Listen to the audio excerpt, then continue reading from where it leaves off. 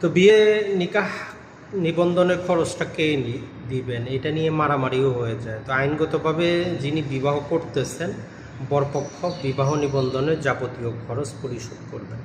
আর তালাক নিবন্ধনের ক্ষেত্রে যিনি তালাকটা দিচ্ছেন, যার তালাকনামা প্রয়োজন, উনি খরচটা দিবেন। কত টাকা বিবাহ নিবন্ধন খরচ?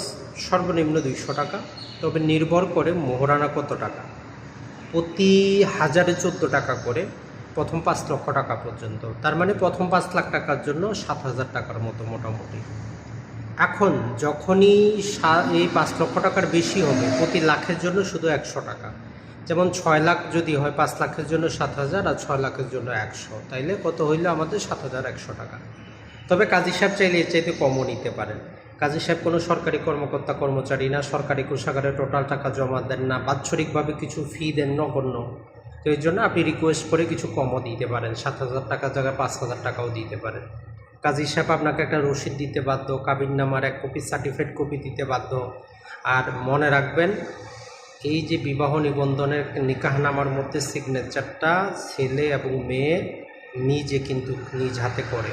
পূর্বে ছবি লাগতো না, এখন ছবি লাগে, ন্যাশনাল আইডি কার্ডের প্রয়োজন পড়ে, কিছু কিন্তু পরিবর্তন হয়েছে। আপনি দেখে নেবেন আপনার কাজী সাহেব পুরাতন বই ব্যবহার করতেছেন না নতুনটা। এখন থেকে বিবাহ নিবন্ধনে কিন্তু ছবি প্রয়োজন, এনআইডি প্রয়োজন। ভালো থাকবেন সবাই।